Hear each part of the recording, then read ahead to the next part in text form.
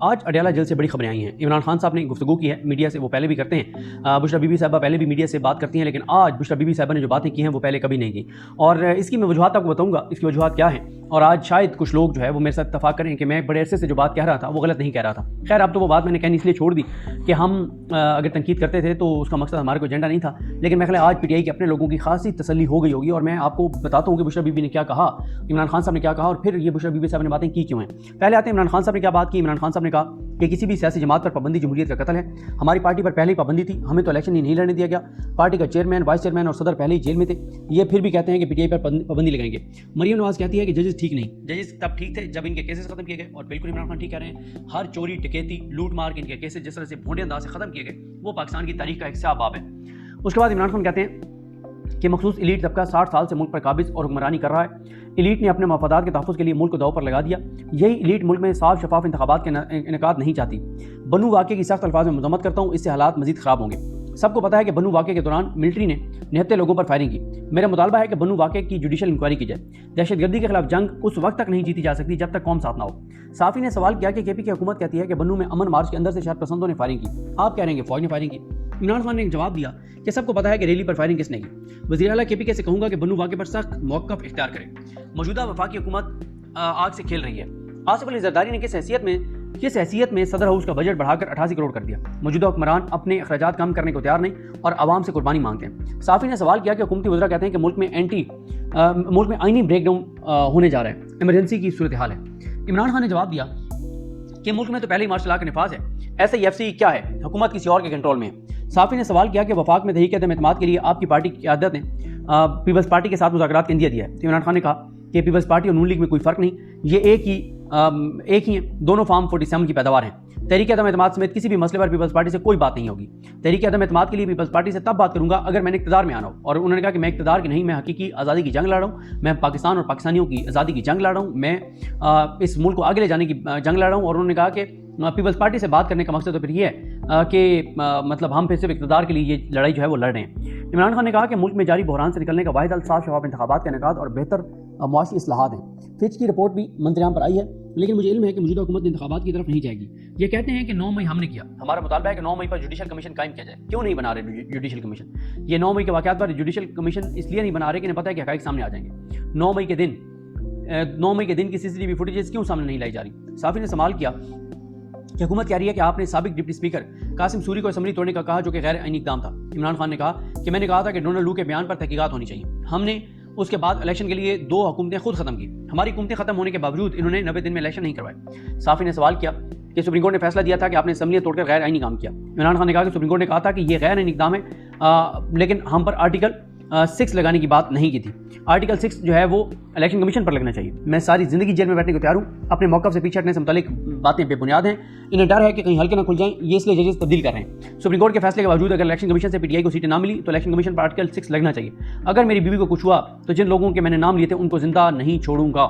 यह है इमरान खान साहब की गुफ्तगू। अब आ जाए बुशरा बीबी साहब ने गुफ्तगू की, ये बहुत आम है। बुशरा बीबी कहती है कि ज़मान पार्क में इमरान खान को गिरफ्तार करने आए तो इमरान खान सो रहे थे। इमरान खान ने गिरफ्तारी देने के लिए रजामंदी जाहिर की। इमरान खान की रजामंदी के बावजूद हमारे घर के शीशे और दरवाजे तोड़े गए। इमरान खान पर गिरफ्तारी के वक्त तशद्दुद किया गया। इमरान खान के चेहरे पर उसका कपड़ा डाला गया जब उनको ले जाया जा रहा था। गिरफ्तारी के वक्त मुलाजमीन पर तशद्दुद किया गया और उन्हें भी साथ ले गए। इमरान खान की गिरफ्तारी के 4 रोज़ बाद मैं इस्लामाबाद आई थी। वुकला से रब्ता किया, लेकिन बताया गया कि इमरान खान से मुलाकात की इजाज़त नहीं। 20 रोज़ तक वुकला इमरान खान का केस लेने के लिए तैयार नहीं थे। बैरिस्टर सैयद अली जफर से कई रोज़ तक मुसलसल रब्ता किया, लेकिन उन्होंने कोई जवाब नहीं दिया। गिरफ्तारी के 10 रोज़ बाद मेरी पहली मुलाकात इमरान खान से कराई गई। मुलाकात में इमरान खान ने बताया कि वो 3 दिन तक मुसलसल जागते रहे। गिरफ्तारी के बाद इमरान खान की आंखों पर सोजन थी। गिरफ्तारी के बाद इमरान खान को गंदी जगह रखा गया और गंदा खाना दिया जाता रहा। गिरफ्तारी के बाद जब हमारे अकाउंट को बंद कर दिया गया था तो बहुत मुश्किल से वुकला की फीस इकट्ठी की। तो वो कहती हैं कि हम तो हलफ देने के लिए तैयार हैं, इमरान खान और मैं, कि हमने कोई करप्शन नहीं की। हमारे ऊपर केस बनाने वाले भी हलफ देंगे कि ये तमाम केसेस झूठे नहीं हैं। वो कहती हैं कि हमने इमरान खान की स्लो पॉइजनिंग के हवाले से पिटीशन फाइल की, लेकिन कोई फैसला नहीं हुआ। इद्दत केस में अल्लाह ने सुरखू किया। फैसला आने के बाद मुझे जेल से बाहर नहीं निकाला गया। फैसले के बाद मालूम था कि मुझे दोबारा गिरफ्तार कर लिया जाएगा। जेल अमले ने दरखास्त की कि आप जेल गेट से बाहर जाएं, हमारी नौकरियों का मसला है। अमले को जवाब दिया, यानी मैंने जवाब दिया। बुशरा बीबी कहती हैं कि मीडिया के लोगों और वुकला के आने तक मैं बाहर नहीं जाऊंगी, उनको आने दे फिर मैं बाहर जाऊंगी। मुझे नैब की टीम ने ज़बरदस्ती जेल के अंदर से ही दोबारा गिरफ्तार कर लिया। दुश्मन ये बातें सुनकर खुश होगा, लेकिन दुआ है कि अल्लाह इन दुश्मनों पर लानत भेजे। वो कह रही है जो मैं बातें बता रही हूँ कि इमरान खान को तकलीफ दी गई, इज़्ज़त दी गई, जो कुछ इमरान खान के साथ किया गया, ये बातें सुनकर दुश्मन जो है वो खुश होगा, लेकिन उन्होंने कहा कि अल्लाह इन दुश्मनों पर लानत भेजे।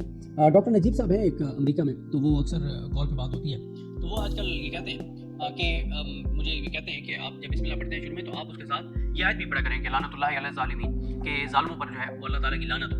और बिल्कुल इसमें कोई शक नहीं है कि जो भी जुल्म करने वाले हैं, जो भी जालिम हैं, उन पर ये कुरान कहता है कि जालिमों पर जो है वो अल्लाह ताला की लानत होती है।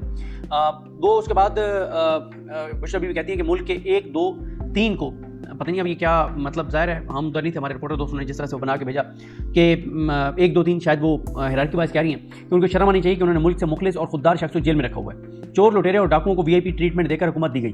बैरिस्टर अली जफर को पूरे प्रोटोकॉल के साथ जेल ले जाया जाता था।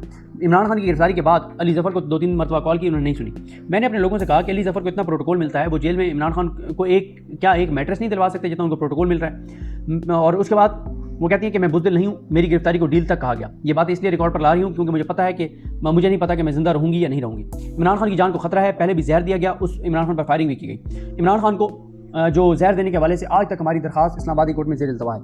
मैंने उस दरखास्त में किसी शख्स का नाम नहीं लिखा, तो किसी चीज़ का नाम जेल अफसरान की बार तब्दील कर दी जाती है। इद्दत केस में बरियत पर शुक्राने की नफल अदा किए, और वो कहती है कि मुझे गिरफ्तार करने से कबल खातून ऑफिसर ने धक्के भी मारे, और उनसे कहा गया, बुशरा बीबी से साफ़ी ने सवाल किया कि आपने टॉयलेट क्लीनर खाने में मिलाने का बड़ा इल्ज़ाम लगाया, लेकिन उसके सबूत पेश नहीं किए। आपके तिबी मुआयने में के बाद भी उसकी कोई चीज़ सामने नहीं आई। तो उन्होंने कहा कि देखें, टॉयलेट क्लीनर खाने में मिलाने पर मैं हलफ दे सकती हूँ, मैं सबूत कहाँ से लाऊँ। मुझे एक शख्स ने बताया कि खाने में टॉयलेट क्लीनर मिलाया गया, तो उनसे पूछा गया कि आप उस शख्स का नाम बताएंगी, तो उन्होंने कहा मैं उसका नाम नहीं बताऊंगी।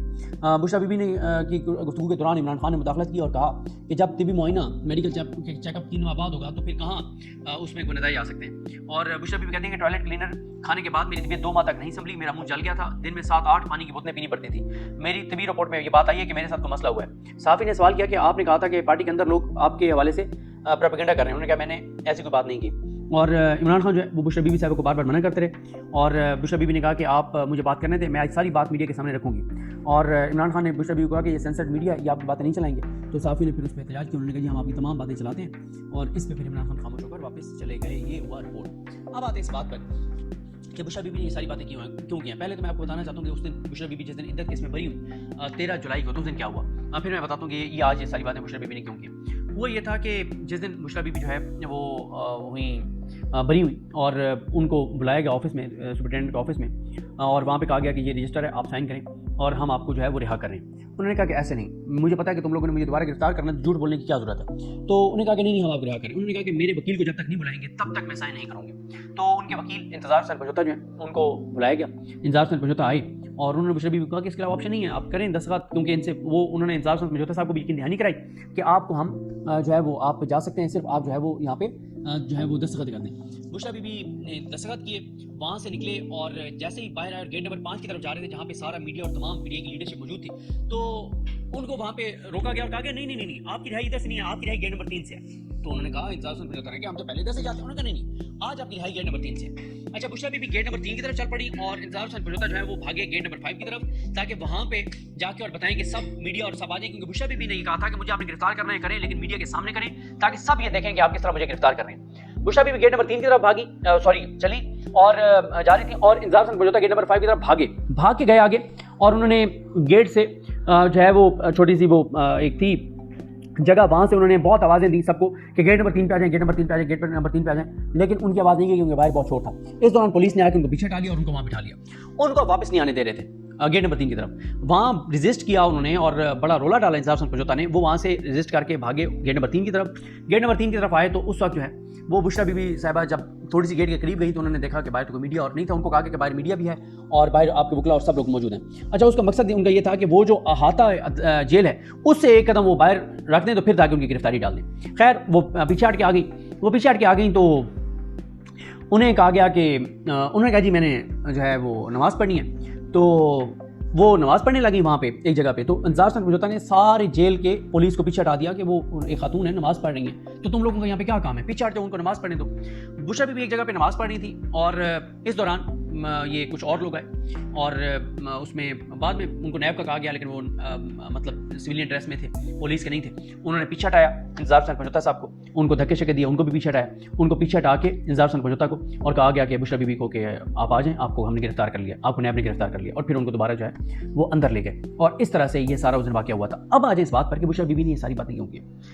देखें, मेरे ख्याल है कि बुशरा बीबी के सबर के पैमाना लबरेज हो गया और बुशरा बीबी को नजर आ रहा है कि पीटीआई की बाहर जो लीडरशिप की इस वक्त जो तरीका वारदात है, जो काम है, जितने वो कंप्रोमाइज हैं, जितने वो कमज़ोर हैं, इमरान खान अगले 2 साल भी बाहर नहीं आएंगे। और अब उन्होंने ये बात, आप इसको कहें कि उन्होंने फ्रस्ट्रेशन में कही है, गुस्से में कही है, सबर का पैमाना लबरेज हो गया है, या उन्हें इसके अलावा हल नज़र नहीं आता, कुछ भी कह लें, लेकिन ये बातें बुशरा बीबी की बड़ी वाज़ेह हैं। अब ज़ाहिर है अगली हेयरिंग पे थोड़ा सा इसको डैमेज कंट्रोल की कोशिश की जाएगी, क्योंकि आज के इस टॉक के बाद बहुत से सवाल उठे हैं पीटीआई के ऊपर, पीटीआई की तंजीम के ऊपर। देखें, पीटीआई की तंजीम, मैंने बात पीटीआई की लोगों पे बाहर लीडरशिप पे बात करना छोड़ दिया, इसलिए छोड़ दिया कि उन्होंने अपने कुछ बंदे छोड़े हुए हैं जो हमारे ऊपर पड़ जाते हैं, हमें कहते हैं कि जी हम कोई हमारे एजेंडा है, हमारा कोई एजेंडा नहीं है।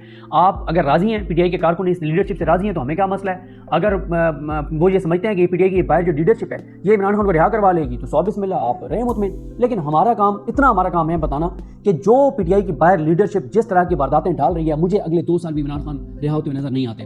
अभी आप पिछले 48 घंटे के देख लें, पिछले 48 घंटे में 11 लोग पीटीआई के जो है वो जबरी तौर पे गुमशुदा हुए हैं, सोशल मीडिया वाले, और उनमें से 4 ने किसी को नहीं पता चलने दिया, और उन्होंने यहाँ तक कहा है कि पीटीआई हमारे लोगों को ऑन मत करे कि ये हमारे पीटीआई के लोग थे। क्यों? उन्होंने कहा कि ये पीटीआई की जो इस वक्त बाहर लीडरशिप है, ये इन्होंने कुछ करना करवाना है नहीं, ना इन्होंने नज़र मिशवानी के भाइयों के लिए कुछ किया, ना इन्होंने शहबाज गिल के भाई के लिए कुछ किया, ना इन्होंने किसी और के लिए कुछ किया। तो आप लोगों ने हाथ जोड़ के कहा कि आप लोगों की बड़ी मेहरबानी, आप लोग इनको हमारे बंदों को ना कीजिएगा, हम अपने बंदों को खुद छुड़वा लेंगे।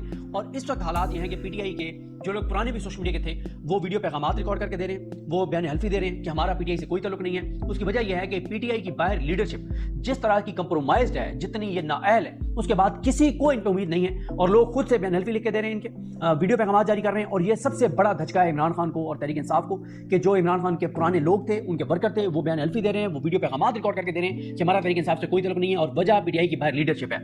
48 घंटे में इतने लोग उठाए गए। अगर नून लीग कितने लोग उठाए गए तो नून लीग क्या करती, मैं आपको ये बता सकता हूँ। नून लीग ये करती कि वुकला में इस वक्त पीटीआई का इन्फ्लुएंस नून लीग से ज्यादा है जितना नून लीग का हुआ करता था। नून लीग होती तो वो क्या करती, वो 200 वकील लेती, छुट्टी के दिन भी अदालत पहुंच जाती और दरखास्त लेके कि आज ये अदालत खोलें और हमारी दरखास्त सुने। अब आप देखें कि जो अहमद जजुआ को अगवा किया गया, ईमान मजारी अकेली वहां पे गई है हाई कोर्ट में, और उन्होंने ठीक वकील किया। ईमान मजारी पीटीआई की तो नहीं है ना, शीरी मजारी साहबा की बेटी जरूर है, लेकिन उसका पीटीआई से कोई तल्लुक नहीं, पीटीआई की बहुत बड़ी नाकद है, लेकिन अकेली ईमान मजारी गई है ना वहां पे। कितने आज पीटीआई के लोग वहां पे गए हैं इस्लामाबाद कोर्ट में, अहमद जजुआ इस पर रिजवान के मामले पे, इन चीजों के ऊपर देखें। अगर नून लीग होती, उनके 200 वकील पहुंच जाते छुट्टी के दिन चीफ जस्टिस के पास, चीफ जस्टिस लाहौर कोर्ट के पास भी, चीफ जस्टिस सुप्रीम कोर्ट के पास भी, चीफ जस्टिस इस्लामाबादी कोर्ट के पास भी, कि आज ये अदालत खोलो और इस मामला को टेकअप करो। और अगर नून लीग होती तो नून लीग ये करती कि जैसे अगला वर्किंग डे परसों सोमवार आ रहा है, तो सुबह 9:30 बजे 200 उनके लोग कमरे अदालत के अंदर होते और आते चीफ जस्टिस को कहते कि सर ये मामला हो गया और आप इसको टेकअप करें। हाँ, अब काजी फैसल तो अगले हफ्ते नहीं बैठ रहे, लेकिन मंसूर शाह साहब बैठ रहे हैं, उस कमेटी कैसे जैसे केसेस लगाने हैं। तो पीटीआई की बाहर जो लीडरशिप है, जो इनके हालात हैं, जो इनके सूरत हाल है, इसमें ना तो जबरी गुमशुदियां रुकेंगी, ना इमरान खान की रिहाई होगी, ना ही इनकी वजह से कुछ होगा। अगर कुछ होगा तो वो अदालतों की वजह से होगा, जो अदालतें खड़ी हो गई हैं, जजेस खड़े हो गए। लेकिन तहरीक इंसाफ की लीडरशिप 100% कंप्रोमाइज्ड है। और मिस्टर गौर साहब जो हैं वो आज तक बेचारे खुद एक्सेप्ट नहीं कर पाए कि मैं चेयरमैन हूं पार्टी का, मेरे पास कोई इख्तियार है। वो आज भी अपने आप को नंबर 2 समझते हैं, इमरान खान का नहीं। इमरान खान का नंबर 2 समझे कोई मसला नहीं है, वो हर पार्टी के बंदे का अपने आप को नंबर 2 समझते हैं। बाकी चीज़ें आपके सामने कौन क्या कर रहा है, खुद जाकर उन्होंने अपने सोशल मीडिया वालों के नाम दिया, इंसानों को ये चला रहा है, उनके ऊपर सख्तियाँ आ गई बेचारों के ऊपर। तो इसलिए जितनी होम्योपैथिक इनकी इस वक्त हिकमत अमली है, जितने ये बैकफुट में, जितने ये कमज़ोर हैं, जितने ये कंप्रोमाइज्ड हैं, ये इमरान खान की कीमत पर अयाशियाँ कर रहे हैं, ये इमरान खान की पॉपुलैरिटी पे अयाशियाँ कर रहे हैं। ये बात अब पहले मैं नहीं मानता था, आज पहली बार मैं ये बात मानता हूँ कि ये खुद चाहते हैं कि इमरान खान जेल में रहे। इन्हें पता है जैसे इमरान खान जेल से बाहर आ गए, सारी नजर तो इमरान खान पर लग जाएगी। इन्हें टीवी ने कहाँ दिखाना है, इनको किसने पूछना है, इनको किसने मुंह लगाना है। और इमरान खान जब आएंगे, एक बात और आज मैं आपको बता रहा हूँ, ये मेरा क्लिप काट के रख लें। इमरान खान जब बाहर आएंगे ना, शुरू में वो कोई ऐसा बयान नहीं देंगे, जाहिर है उनको कुछ टाइम लगेगा चीज़ों में। एक दिन ऐसा आएगा, आपको मेरा एक क्लिप याद आएगा, शुरू में इमरान खान तारीफ करेंगे पार्टी की, नहीं इन्होंने बहुत अच्छा काम किया, इन्होंने बड़ी मेहनत की, इन्होंने बड़ी कोशिश की, इन्होंने मेरी रिहाई के लिए ये किया वो किया।